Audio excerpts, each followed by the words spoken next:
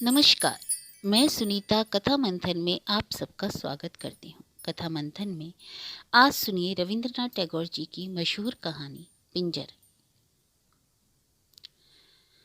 रविंद्रनाथ टैगोर जी की अन्य कहानियाँ आपको हमारी प्लेलिस्ट से मिल जाएंगी। लिंक डिस्क्रिप्शन बॉक्स के साथ साथ एंड स्क्रीन पे भी है, आप वहाँ जाकर के चेक कर सकते हैं। इसके अलावा अन्य लेखकों की कहानियाँ और उपन्यास का लिंक भी आपको वहाँ से प्राप्त हो जाएगा। तो चलिए शुरू करते हैं कहानी पिंजर। जब मैं पढ़ाई की पुस्तकें समाप्त कर चुका तो मेरे पिता ने मुझे वैदिक सिखानी चाहिए और इस काम के लिए एक जगत के अनुभवी गुरु को नियुक्त कर दिया। मेरा नवीन गुरु केवल देशी वैदिक में ही चतुर न था बल्कि डॉक्टरी भी जानता था। उसने मनुष्य के शरीर की बनावट समझाने के आशय से मेरे लिए एक मनुष्य का ढांचा अर्थात हड्डियों का पिंजर मंगवा दिया था, जो उस कमरे में रखा गया जहां मैं पढ़ता था। साधारण व्यक्ति जानते हैं कि मुर्दा विशेषतः हड्डियों के पिंजर से कम आयु वाले बच्चों को जब वे अकेले हों कितना अधिक भय लगता है। संभवतः मुझे भी डर लगता था और आरंभ में मैं कभी उस कमरे में अकेला न जाता था। यदि कभी किसी आवश्यकतावश जाना भी पड़ता तो उसकी ओर आंख उठाकर न देखता था। एक और विद्यार्थी भी मेरा सहपाठी था जो बहुत निर्भय था। वह कभी उस पिंजर से भयभीत न होता था और कहा करता था कि इस पिंजर की सामर्थ्य ही क्या है जिससे किसी जीवित व्यक्ति को हानि पहुंच सके। अभी हड्डियां हैं, कुछ दिनों पश्चात मिट्टी हो जाएंगी। किंतु मैं इस विषय में उससे कभी सहमत ना हुआ और सर्वदा यही कहता रहा कि यह मैंने माना कि आत्मा इन हड्डियों से विलग हो गई है। तब भी जब तक यह विद्यमान है वह समय असमय पर आकर अपने पुराने मकान को देख जाया करती है। मेरा यह विचार प्रकट में अनोखा या असंभव प्रतीत होता था और कभी किसी ने यह नहीं देखा होगा कि आत्मा फिर अपनी हड्डियों में वापस आई हो। किंतु यह एक अमर घटना है कि मेरा विचार सत्य था और सत्य निकला। कुछ दिनों पहले की घटना है कि एक रात को गृहस्थ आवश्यकताओं के कारण मुझे उस कमरे में सोना पड़ा। मेरे लिए यह नई बात थी, अतः नींद न आई और मैं काफी समय तक करवटें बदलता रहा। यहाँ तक कि समीप के गिरजाघर में 12 बजाए। जो लैंप मेरे कमरे में प्रकाश दे रहा था वह मध्यम होकर धीरे धीरे बुझ गया। उस समय मुझे उस प्रकाश के संबंध में विचार आया कि क्षण भर पहले वह विद्यमान था किंतु अब सर्वदा के लिए अंधेरे में परिवर्तित हो गया। संसार में मनुष्य जीवन की भी तो यही दशा है, जो कभी दिन और कभी रात के अनंत में जा मिलता है। धीरे धीरे मेरा विचार पिंजर की ओर परिवर्तित होने आरंभ हुए। मैं हृदय में सोच रहा था कि भगवान जाने ये हड्डियां अपने जीवन में क्या कुछ ना होंगी। सहसा मुझे ऐसा ज्ञात हुआ जैसे कोई अनोखी वस्तु मेरे पलंग के चारों ओर अंधेरे में फिर रही है और फिर लंबी सांसों की ध्वनि जैसे कोई दुखित व्यक्ति सांस लेता है मेरे कानों में आई और पांवों की आहट भी सुनाई दी। मैंने सोचा यह मेरा भ्रम है और बुरे स्वप्न के कारण काल्पनिक आवाजें आ रही हैं, किंतु पांव की आहट फिर सुनाई दी। इस पर मैंने भ्रम निवारण हेतु उच्च स्वर में पूछा, कौन है? यह सुनकर वह अपरिचित शक्ल मेरे समीप आई और बोली, मैं हूं। मैं अपने पिंजर को देखने आई हूं। मैंने विचार किया मेरा कोई परिचित मुझसे हंसी कर रहा है, इसलिए मैंने कहा, यह कौन सा समय है पिंजर देखने का? वास्तव में तुम्हारा अभिप्राय क्या है? ध्वनि आई, मुझे असमय से क्या अभिप्राय? मेरी वस्तु है, मैं जिस समय चाहूं इसे देख सकती हूँ। आह, क्या तुम नहीं देखते? वे मेरी पसलियां हैं जिनमें वर्षों मेरा हृदय रहा है। मैं पूरे 26 वर्ष इस घोंसले में बंद रही जिसको अब तुम पिंजर कहते हो। यदि मैं अपने पुराने घर को देखने चली आई तो इसमें तुम्हें क्या बाधा हुई? मैं डर गया और आत्मा को टालने के लिए कहा, अच्छा अच्छा, तुम जाकर अपना पिंजर देख लो, मुझे नींद आती है, मैं सोता हूँ। मैंने हृदय में निश्चय कर लिया कि जिस समय वह यहाँ से हटे मैं तुरंत भागकर बाहर चला जाऊंगा, किंतु वह टलने वाली असामी न थी। कहने लगी, क्या तुम यहाँ अकेले सोते हो? अच्छा, आओ तो कुछ बातें कर लें। उसका आग्रह मेरे लिए व्यर्थ की विपत्ति से कम न था। मृत्यु की रूपरेखा मेरी आंखों के सामने फिरने लगी, किंतु विवशता से उत्तर दिया, अच्छा तो बैठ जाओ और कोई मनोरंजक बात सुनाओ। आवाज आई, लो सुनो। 25 वर्ष बीते में भी तुम्हारी तरह मनुष्य थी और मनुष्य में बैठकर बातचीत किया करती थी, किंतु अब शमशान के शून्य स्थान में फिरती रहती हूँ। आज मेरी इच्छा है कि मैं फिर एक लंबे समय के पश्चात मनुष्य से बातें करूं। मैं प्रसन्न हूं कि तुमने मेरी बात सुनने पर सहमति प्रकट की है। क्यों, तुम बातें सुनना चाहते हो या नहीं? यह कहकर वह आगे की ओर आई और मुझे मालूम हुआ कि कोई व्यक्ति मेरे पैरों के पास बैठ गया है, और इससे पूर्व कि मैं कोई शब्द मुख से निकालूं, उसने अपनी कथा सुनानी आरंभ भी कर दी। वह बोली, महाशय, जब मैं मनुष्य के रूप में थी तो केवल एक व्यक्ति से डरती थी, और वह व्यक्ति मेरे लिए मानो मृत्यु का देवता था। वह था मेरा पति। जिस प्रकार कोई व्यक्ति मछली को कांटा लगाकर पानी से बाहर ले आया हो, वह व्यक्ति मुझको मेरे माता पिता के घर से बाहर ले आया था और मुझको वहां जाने न देता था। अच्छा था, उसका काम जल्दी ही समाप्त हो गया, अर्थात विवाह के दूसरे महीने ही वह संसार से चल बसा। मैंने लोगों की देखा देखी वैष्णव रीति से क्रियाक्रम किया, किंतु हृदय में बहुत प्रसन्न थी कि कांटा निकल गया। अब मुझको अपने माता पिता से मिलने की आज्ञा मिल जाएगी और मैं अपनी पुरानी सहेलियों से, जिनके साथ खेला करती थी, मिलूंगी। किंतु अभी मुझको मैके जाने की आज्ञा न मिली थी कि मेरा ससुर घर आया और मेरा मुख ध्यान से देखकर अपने आप कहने लगा, मुझको इसके हाथ और पांव के चिन्ह देखने से मालूम होता है कि यह लड़की डायन है। अपने ससुर के वे शब्द मुझको अब तक याद हैं। वे मेरे कानों में गूंज रहे हैं। उसके कुछ दिनों पश्चात मुझे अपने पिता के यहाँ जाने की आज्ञा मिल गई। पिता के घर जाने पर मुझे जो खुशी प्राप्त हुई वह वर्णन नहीं की जा सकती। मैं वहाँ प्रसन्नता से अपने यौवन के दिन व्यतीत करने लगी। मैंने उन दिनों अनेकों बार अपने विषय में कहते सुना कि मैं सुंदर युवती हूँ, परंतु तुम कहो तुम्हारी क्या सम्मति है? मैंने उत्तर दिया, मैंने तो तुम्हें जीवित नहीं देखा, तो मैं कैसे सम्मति दे सकता हूँ कि जो तुमने कहा वह ठीक होगा? वह बोली, मैं कैसे विश्वास करूं कि इन दो गढ़ों में लज्जाशील दो नेत्र देखने वालों पर बिजलियां गिराते थे। खेद है कि तुम मेरी वास्तविक मुस्कान का अनुमान इन हड्डियों के खुले मुखड़े से नहीं लगा सकते। इन हड्डियों के चहुं और जो सौंदर्य था, अब उसका नाम तक बाकी नहीं।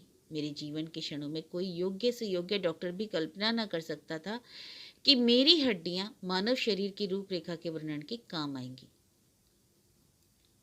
मुझे वह दिन याद है जब मैं चला करती थी तो प्रकाश की किरणें मेरे एक एक बाल से निकलकर प्रत्येक दिशा को प्रकाशित करती थी। मैं अपनी बाहों को घंटों देखा करती। आह, ये वे बाहें थी जिसको मैंने दिखाई, अपनी ओर आसक्त कर लिया। संभवतः सुभद्रा को भी ऐसी बाहें नसीब न हुई होंगी। मेरी कोमल और पतली उंगलियां मृणाल को भी लजाती थी। खेद है कि मेरे इस नग्न ढांचे ने तुम्हें मेरे सौंदर्य के विषय में सर्वथा झूठी सम्मति निर्धारित करने का अवसर दिया।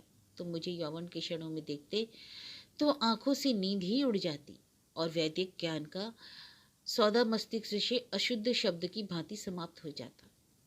उसने कहानी का तारतम्य प्रवाहित रखकर कहा, मेरे भाई ने निश्चय कर लिया था कि विवाह न करेगा और घर में मैं ही एक स्त्री थी। मैं संध्या समय अपने उद्यान में छाया वाले वृक्षों के नीचे बैठती तो सितारे मुझे घूरा करते और शीतल वायु जब मेरे समीप से गुजरती तो मेरे साथ अटखेलियां करती थी। मैं अपने सौंदर्य पर घमंड करती और अनेकों बार सोचा करती कि जिस धरती पर मेरा पांव पड़ता, यदि उसमें अनुभव करने की शक्ति होती तो प्रसन्नता से फूली न समाती। कभी कहती, संसार के संपूर्ण प्रेमी युवक घास के रूप में मेरे पैरों पर पड़े हैं। अब ये संपूर्ण विचार मुझको अनेक बार विफल करते कि आह, क्या था और क्या हो गया।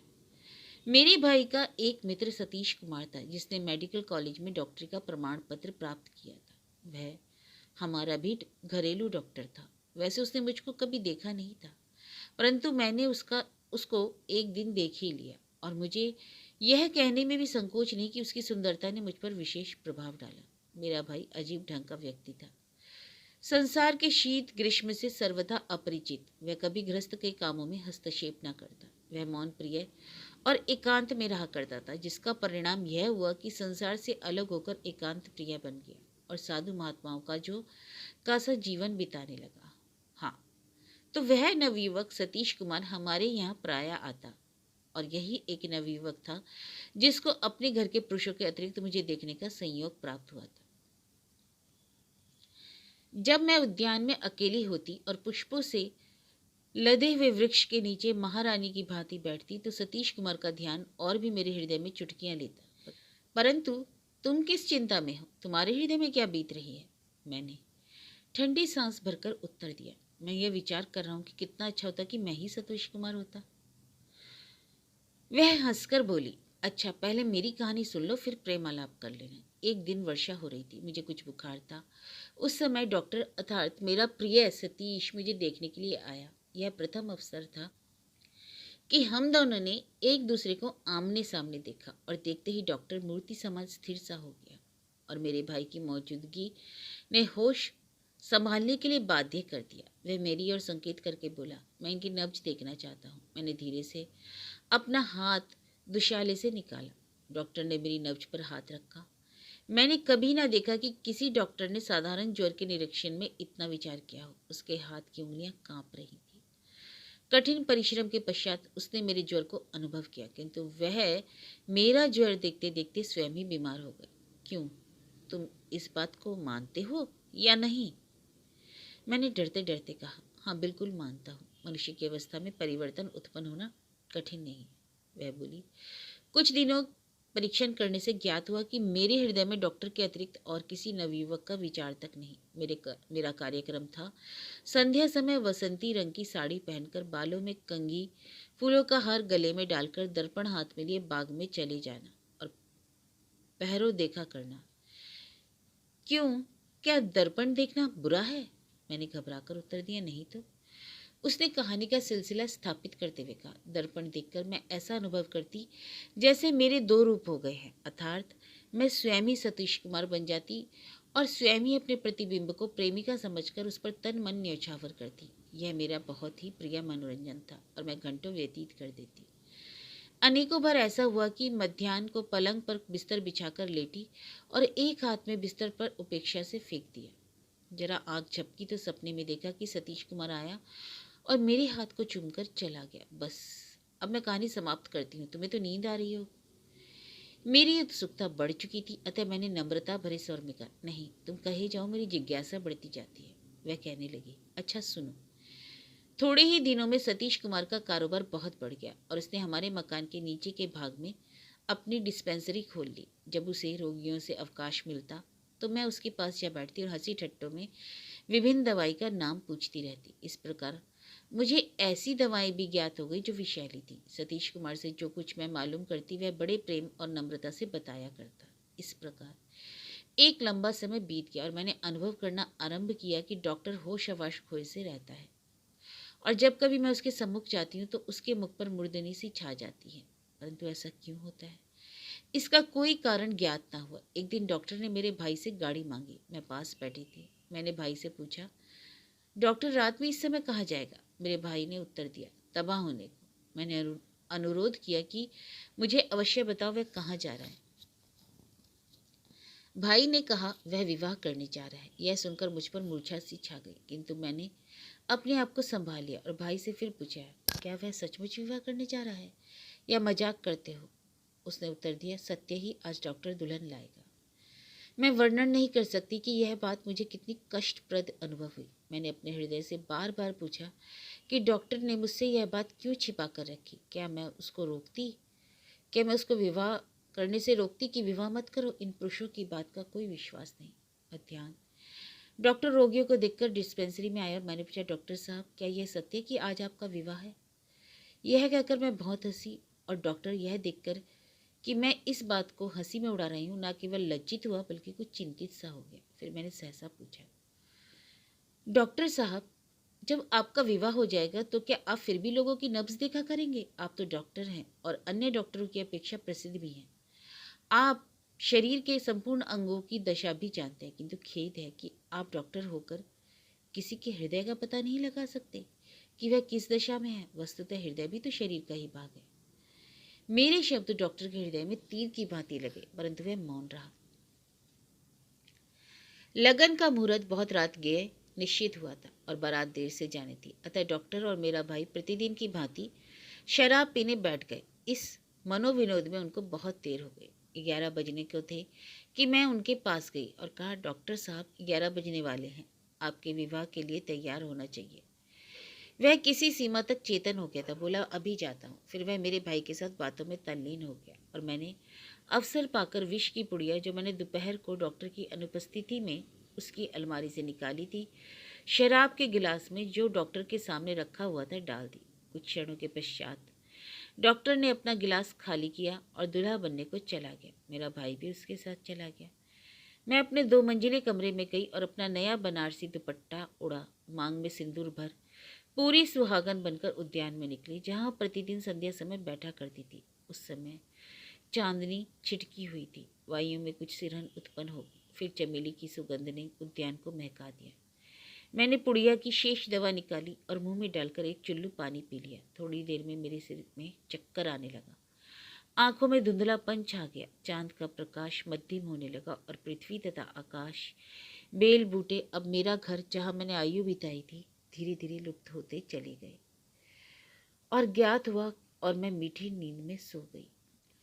1.5 साल के पश्चात सुख स्वप्न से चौंकी तो मैंने क्या देखा कि 3 विद्यार्थी मेरी हड्डियों से डॉक्टरी शिक्षा प्राप्त कर रहे हैं और एक अध्यापक मेरी छाती की और बेद से संकेत करके लड़कों को विभिन्न हड्डियों के नाम बता रहा है और कहता है, यहाँ हृदय रहता है जो विवाह और दुख के समय धड़का करता है और यह वह स्थान है जहाँ उठती जवानी के समय फूल निकलते हैं। अच्छा, तो अब मेरी कहानी समाप्त होती है, मैं विदा होती हूँ, तुम सो जाओ।